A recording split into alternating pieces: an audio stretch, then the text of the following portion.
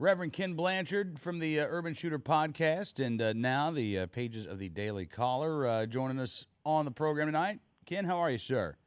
Man, I'm doing excellent, Cam. Man, thanks for the call. You bet, man. It's good talking to you again. And a really interesting piece of the Daily Caller today on black gun owners rocking a hard place. Tell us a little bit about the story that you wrote about.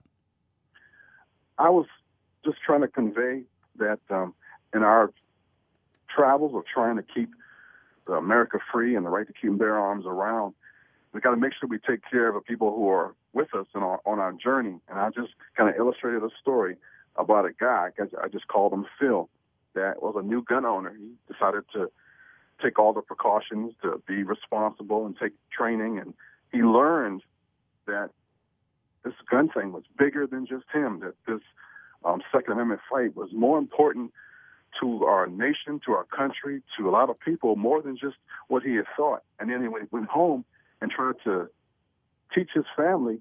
He got hit smack dab in the middle of the forehead with gun bigotry, with fear, with stuff that he wasn't even ready for, because it's worse when it happens in your own house. And I was just kind of letting folks know that when you see an African-American person of color actually make it to one of our events, Second Amendment event, some of them have gone through hell to get there. Absolutely. I mean, you talk about this fellow Phil, who when he started talking about it with his family, becoming a gun owner, was asked, "Well, did you join the racist NRA?" Yeah. And Ken, it's you're right. Nobody's ready for that. Nobody's Well, ready for that. no, and when you're feeling like you're out there by yourself and on your own, it may not matter if you've got 4 million NRA members who are part of your NRA family if they're not at the dinner table with you. Yeah. At that moment, So And I just kind of put to words what I've been doing. I mean, kind of offline for the last 20 years. There's so many people, so many stories, and I just decided to use that to talk about it in my podcast and to write about it, and just fortunate that the Daily Caller and you guys thought it was worthy of mentioning. Well, it is. Look, I mean, we are, I think, very blessed right now in a time where a lot of our liberties are threatened, including our right to keep and bear arms. We are blessed that we are seeing more and more Americans exercise their Second Amendment rights, and and they're becoming gun owners for the first time. And it is a cross section of America. There is no stereotypical American gun owner. And I think across the board, you're absolutely right. Gun owners need to be welcoming to new gun owners. Gun owners need to be welcoming when they see women, when they see African American men and women, when they see young shooters, when they see women who look like they're in their 60s, who maybe are at the range for the first time. There are all kinds of opportunities we have to be, frankly, Ken, as inclusive as a right should be that is fundamental to every American. Yeah, and some of our heroes are right in the crowd with you. I've met. I remember when I first talked to Otis McDonald for the first time, and he says, "Man, I can't believe the welcome and how nice people are, because I can go to the Safeway down the street and nobody even knows who I am." And I said, "Yeah, I know. Isn't that funny how when you have a person?"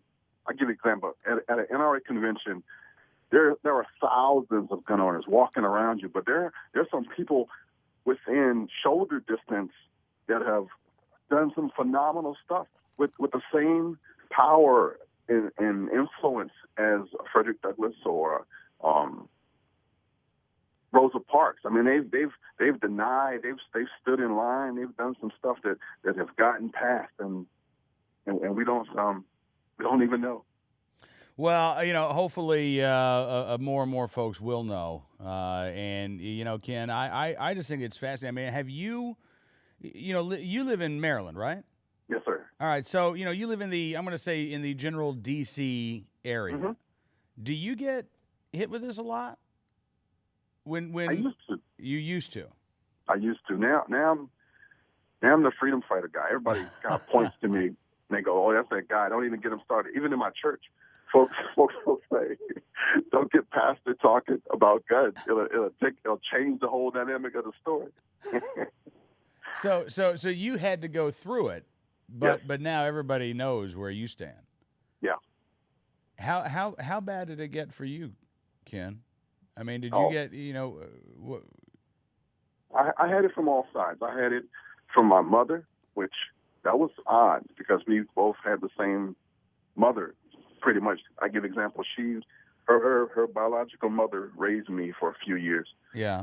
and grandmother was a gun owner and a pretty good shot. But when I first started, my mother said, "Aren't you kind of carrying on with the drug boys are doing and all the violence in the city, and aren't guns bad?" And I had to say, "Mom, Grandma had a shotgun.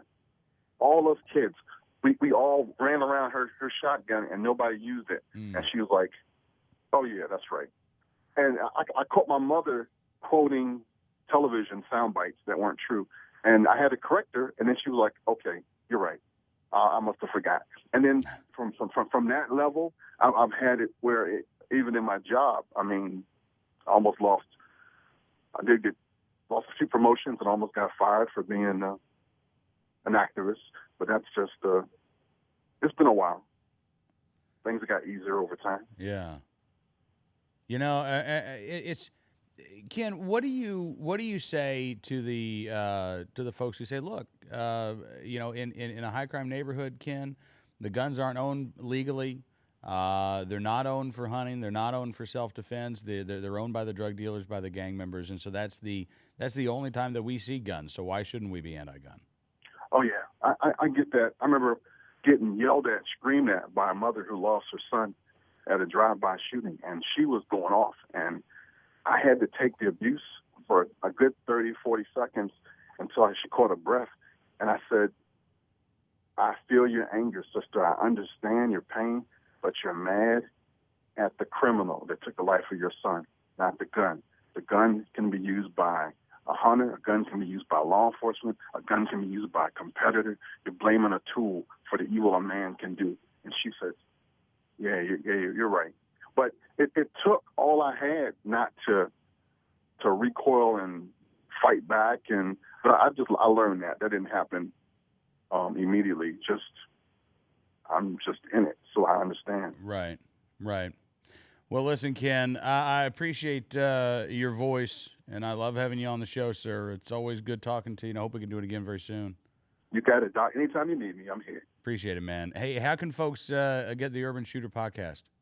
You can find me on Stitcher Radio and on iTunes, or you can just go to blackmanwithagun.com. All right, Reverend Ken Blanchard, thanks again. Have a great weekend, sir. We'll talk to you soon.